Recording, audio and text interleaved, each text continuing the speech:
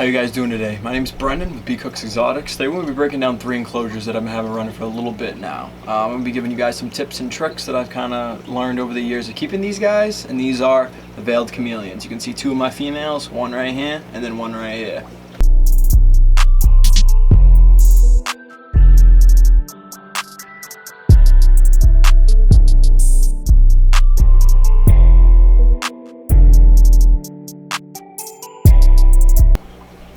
Veiled chameleons are basically one of the most readily available and accessible chameleons for a couple different reasons. They're relatively easy to breed in captivity, they're cheap price-wise, they're easier to care for than most other chameleon species, and there's also wild populations in Florida and a couple other places within the United States. These guys being an African species of chameleon, they generally don't require as much humidity as many other species. Here you can see my trio. I have 2 females to the left and then my grow out boy all the way to the right. These ones in particular happen to be low-grade pied chameleons, meaning that they do have slight white on their feet. The goal is to eventually breed them and make some higher white chameleons, that way they get white in the body and on the head. To me, it's a lot more appealing than a normal veiled chameleon. Normal veileds tend to have much more orange and then bolder striping. It's almost a completely different animal, especially when they're full grown. So I'll just talk about the genuine setup that I have for these guys. These are basically in Reptibreezes, the medium sized. I'm eventually going to upgrade them to the large. The boy may eventually even need an extra large depending how big he may get. But right now, the mediums suit him perfectly fine. Especially if you're getting a juvenile, you'll be able to keep the chameleon in there for a little over a year until it starts to possibly need something else. For heating on these guys, right now they just have a 75 watt because the one problem with Reptibreezes is they don't really conceal heat all too well. So you may possibly even need a 100 watt given the fact that this room is warmer than the average room because it's kind of a reptile and fish room. I can give them kind of a little bit less heat than the average person. But the average person, especially if you're running an AC or something like that in the summer, you're gonna want possibly 100 or 150 watt on these guys just so that they can get their ambient body temperature to where they want. Along with heating for these guys, you also want to supply them with a UVB bulb. That way they can consume calcium and not get any deficiencies or ruin their growth whatsoever, because they are a diurnal species. They sunbathe almost non-stop within the wild. These guys, you don't have to supply a mister or a fogger or anything like that for them because of how they do come out of Africa. They don't need high humidity levels to keep healthy and shed properly, much like panther chameleons do, for example. However, if your house is extremely dry and your chameleon's getting some stuck shed on them for upwards of a week, then it may be a smart idea to add a fogger of some sort to his enclosure.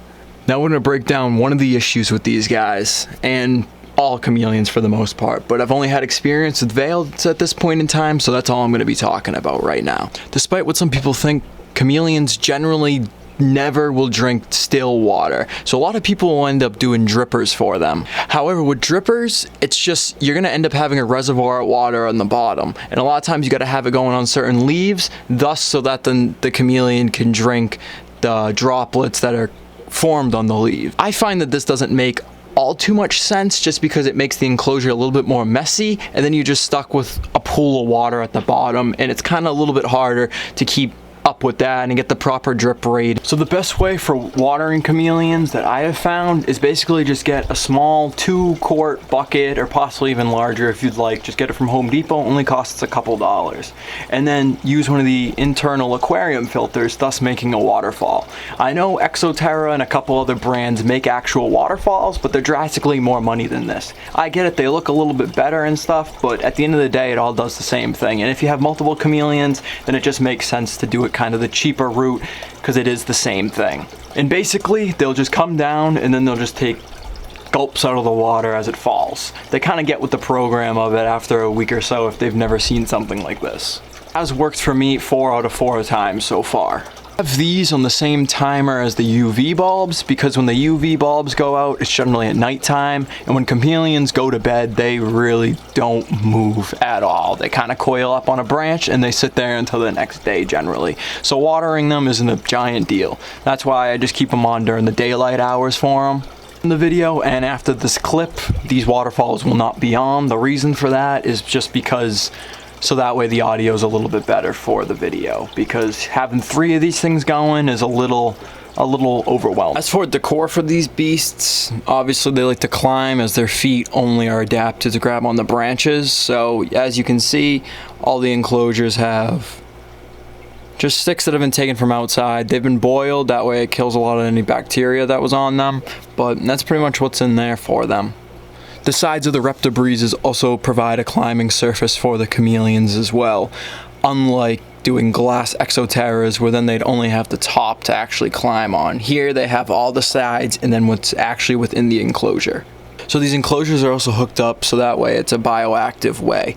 Bioactive basically meaning it's simulating the wild, so you have plants, you get the bugs that break down the waste. It's pretty much set up to minimalize waste and any odor coming out of the enclosure. So I'll briefly break down the bioactive a little bit more. Within these enclosures you can see there's plastic bins. These plastic bins are pretty much the size that would fit in here. Within there's some organic potting soil, and then you have the plants going in. As for bugs, when I say that, it's mainly meaning springtails and isopods. I also have some super worms and then mealworms that have grown up into beetles that live in there, so then the waste is just further broken down. You do want to take these out, the bins, probably once every 6 months or so, and then clean out the bottom half. That's just my opinion and how I go about it. Chameleons being omnivores, however, you do want to do plant species that aren't poisonous to them, which is probably not really a list of plants that are specifically designed for chameleons that are poisonous with online, but you're gonna just stay away from stuff that generally secretes anything. As for feeding these beasts, it's definitely gonna run you a little bit more money than like a snake would, for example. So here, their main diet is primarily larger superworms, then I will also mix in some other greens with them, like a salad mixture, and then they also get waxworms and dubia roaches whenever there's the reptile expos. My dubia culture is still colonizing, so I'm not able to supply them with as many of them as I would particularly like. You can also mix in crickets, but crickets are pretty much gut loaded with just potato usually, so it's really not the best staple for them all around, I found. You can also do some of the canned grasshoppers that you can get at PetSmart.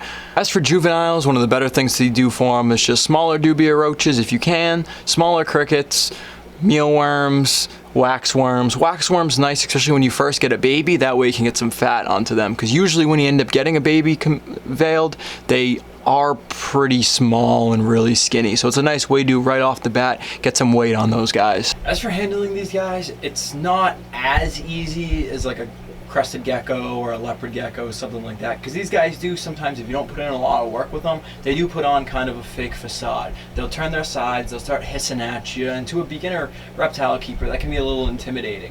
But once you get them out, either using like a superworm to get them out, or using like a snake rod or something like that, once you get them actually out of the enclosure, they calm down just like this girl is. So they're not bad animals by any sense of the word, but they almost go from like domesticated to feral pretty quickly. If you do have a baby, you can work with it quite a bit to the point it will start coming out to you and stuff like that, and it won't be as afraid of you. It all depends how much work you truly put into these animals. I got these two girls kind of a little bit smaller than they are now, and then I don't really work with them as much as I truly should. So that's why they kind of do that facade with me a little bit more, but I've never once gotten bit by them or anything like that. One of the coolest things with chameleons is their tail, how it's prehensile, so it'll coil up all the way like around a branch, or my fingers you can just see there. It's pretty much used as like a fifth appendage for them, so they'll grab onto it, pretty much use it just like a leg. And then pretty much what people love about chameleons is those little grippy hands that they have. They're really cool animals, safe to say, but they do come with some pretty sharp nails. So I haven't handled many other species of chameleons. Panthers though, a little bit softer mitted, alongside with Jacksons. So if you got like a small kid or something like that, it may not be the best for you, because they do sometimes will leave some cut marks on your arms, as you can see right there, the red marks from them. As for sexing these guys, it's pretty easy. As you can see, the back foot, there's only the 2 mitts. There's not a third mitt whatsoever. Also, the crest is drastically smaller on females, so it's pretty easy to tell. I'll pull out the male in a second and show you guys kind of the minor differences with them. So this is my juvenile male veiled chameleon. Here you guys can see the difference between a boy and a girl. You can tell that back leg it's got that third little appendage sticking out right between the two other ones. That's pretty much called a clasper. You can see their crest is also much more prominent, or they're veiled, I should say. I get what I just showed you guys wasn't the best image, but you get the general gist. If you need more kind of insight on that, refer to some Google images as to how to sex chameleons. I'll show you some side-by-sides. They'll probably break it down a little bit easier for you. We'll try it one more time. Yep, there it is. See the clasper right there. So you got thumb, and then clasper, basically. So, cool little dude. This guy though, he was given to me from a friend, a little bit bigger, like the size he is now, and as you can see, he will go at you. So even if he gets on your hand, he will just put his hand, melt down, and just clamp on. So he's got a personality unlike many veiled chameleons. So just when you get a baby, make sure to work with it, or something like this happens. So I got to put in a decent amount of work with this guy, but it is what it is. One of the most important reasons that it is good to know exactly what sex chameleon you're getting is because one of the leading #1 killers for them is females getting egg bound. So as you can see, my female up there is gravid based off of her being big enough to start creating some eggs. Hopefully, usually if you have enough of a substrate at the bottom, that's one reason, again, bioactive enclosures are good, because if you have all that substrate at the bottom, usually they can go down there, they can dig, and then they can basically make their nest and they'll lay some eggs. They'll usually definitely do it the first time, especially with it being the first clutch. That's one thing with her, is it's her first year actually being gravid, so it's not that big of a deal. This one's probably got a little bit to go. By the time this one's gravid, my homeboy up there should be ready to go. So I'll be able to express the eggs out of her, no problem. While her over there, I got a friend that has an adult veiled chameleon, and so I might end up having to contact her for that one, just for breeding purposes, obviously. One thing a lot of people love with chameleons as well is the fact that their eyes can look in two different directions. So you can see that they're moving separately. When they lock on food, that's when they kind of combined, and then it's like a sharpshooter with their tongue. I'll show some feeding clips of them.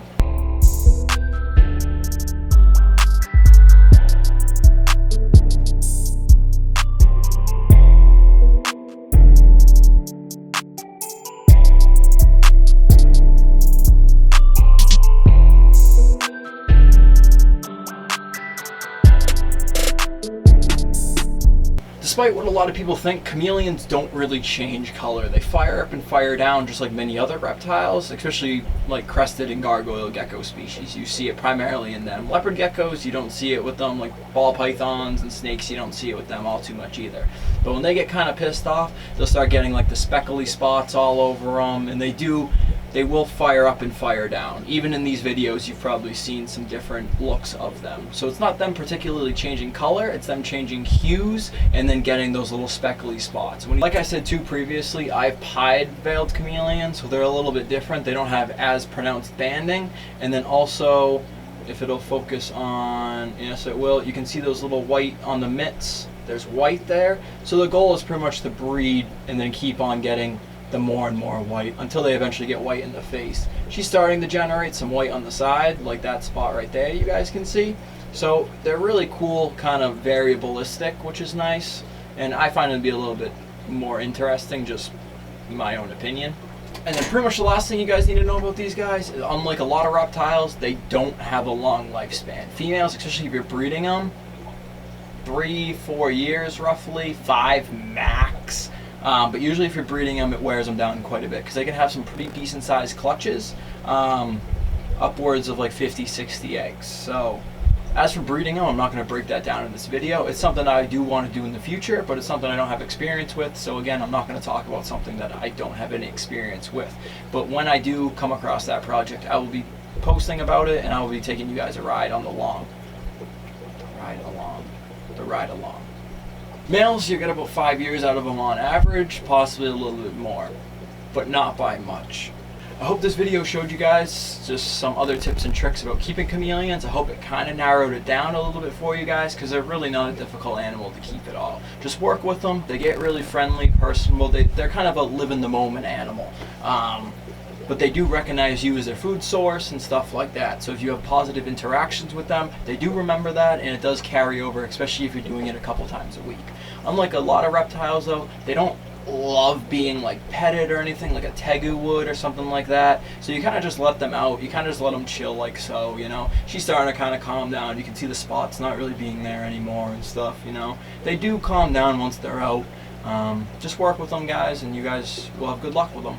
This video did answer your questions and concerns about chameleons, specifically veiled chameleons, obviously. If you guys did enjoy this video, I'll be trying to get more content out to you guys related to the fish content, other reptile content, snake content, plants. I got a lot of stuff going on.